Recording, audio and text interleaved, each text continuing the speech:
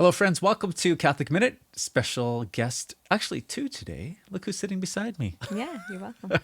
Today, we also have a guest that we had previously, Fr Cristino from Calgary. Fr Cristino, thank you so much for joining us today. Thanks for having me again. You know what?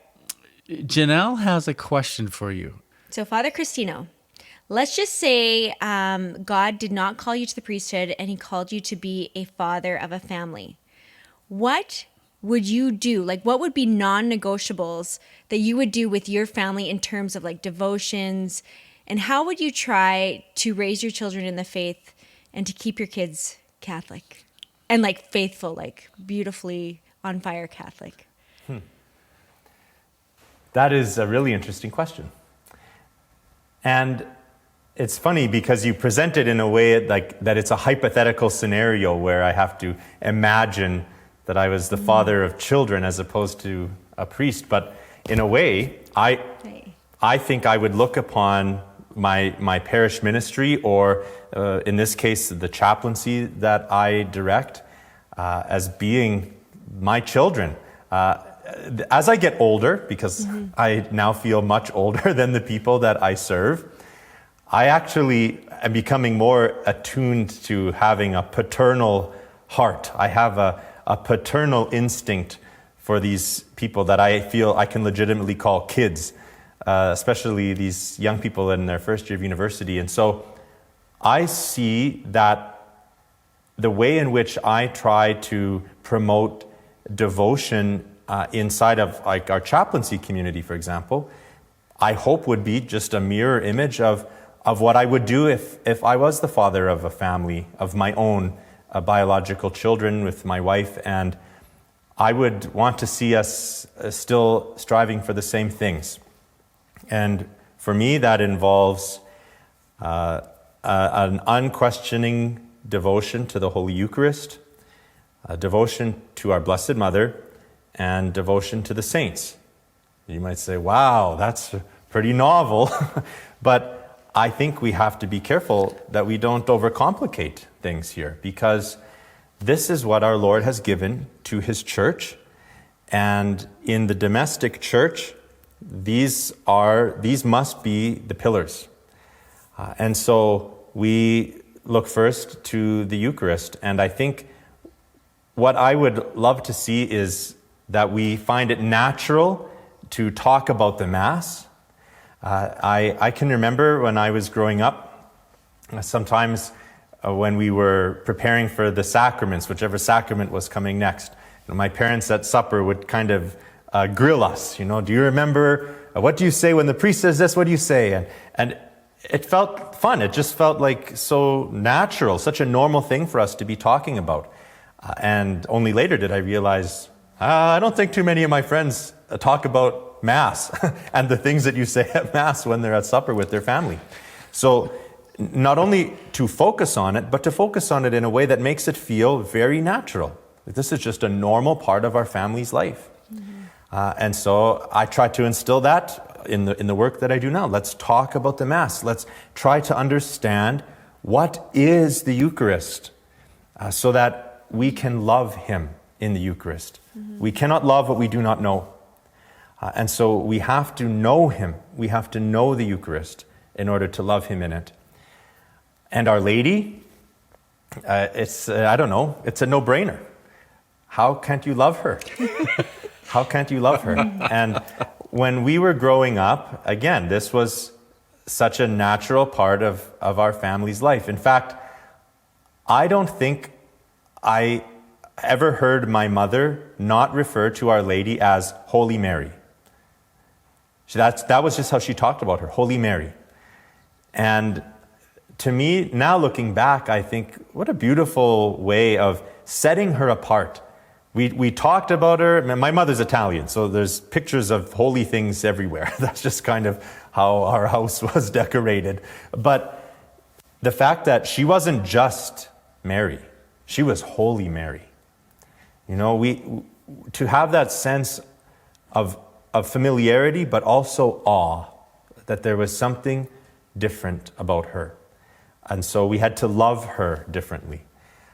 That, I think, is, again, something so important for us to instill in our church and in our families a sense of familiarity, but that is also tempered by awe. And then the saints should just be like our best friends. I think that kids can take very naturally to the lives of the saints. And so that is something, to me, we should just so seamlessly weave into our family's life. Observe saints' days. When I was growing up, even though I'm a little embarrassed to admit, my name, Cristino, comes from the saint who is the patron of our hometown in Italy. But it's a woman, Cristina. And so Italians just change the vowel and then it can be a boy's name. And so on St. Christina's feast day, July 24th, I felt pretty special. We went for ice cream, and my nonno would give me $10 in secret so that none of the other cousins got jealous.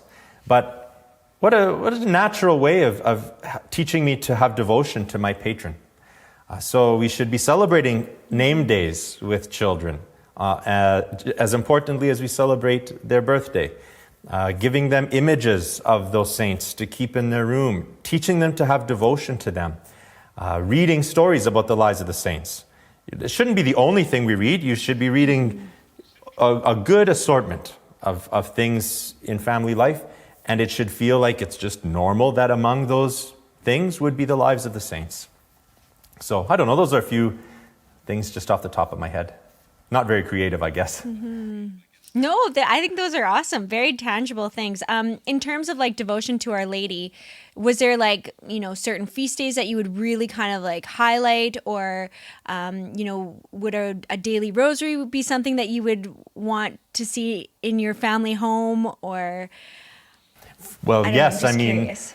Ever since I consecrated myself to Our Lady for the first time, way back at the end of my first year in the seminary, I have tried to be very diligent about the daily rosary. And so now it's inconceivable for me to imagine a future life or a different life for myself where I wouldn't be praying the rosary every day. And I would love it if my family wanted to pray the rosary together. But I think there's also something beautiful. I have a beautiful memory of my grandmother, my nonna, my Italian grandmother. When you'd get to her house, it wouldn't be uncommon to see her resting her head on her hands, and you'd just see her rosary draped over her knee.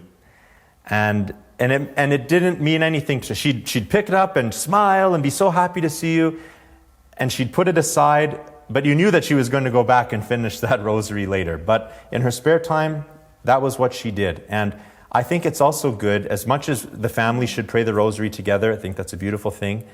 I think it's also helpful if every once in a while children would catch their parents praying and realize that, oh yeah, they do that whether we're with them or not. Like that's just something that they do, because children should see behavior from their parents that isn't just them teaching them what to do, but that it's also just a natural part of their life. It's interesting you should say that, because a friend of mine, I remember her sharing that, like one morning she woke up extra early and she saw her mom sitting on the couch reading the Bible and spending time in prayer. And it was like something she didn't even realize her mom was doing. And that really impacted her. Does that mean I have to get up earlier? The way I like to wake up, I'm embarrassed to say, is when the kids come and wake me up. and that way they would never see me pray. Well, then you can say, that would be painful for me. Dad was sleeping. Dad wasn't sleeping. Dad was praying. Let Dad go back to prayer. Yeah. Can I ask one more question? Yeah. Okay. In terms of fostering, vocations, or like just like being open to God's will for children, how would you encourage, like, I just feel like, especially where we live, like there's not tons of exposure to, religious sisters or, even priests. Like we'll see our priest on Sunday, and if we invite them over for supper, but that's kind of the extent of it. Like we're super blessed to have Ken's brother who's a priest, but I mean, really, we don't see a priest on a daily basis, right? What would you do? I think we have a really special blessing with the access to the internet that we have right now. And I hope that parents would see it as an opportunity to, even if it's artificial, it is certainly in a way kind of artificial, but make sure that their kids would be exposed to priesthood and religious life by whatever means possible.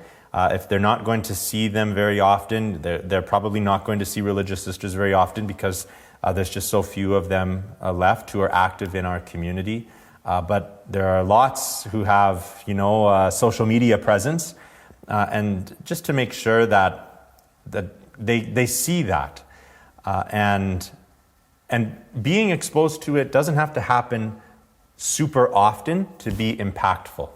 I know in my hometown of Medicine Hat, we were very blessed to have Carmelite Sisters of the Divine Heart of Jesus who ran a nursing home.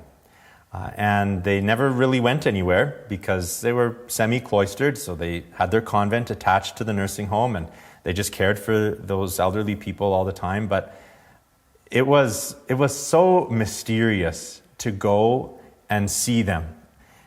And you didn't have to see them at work every day to be impacted by them.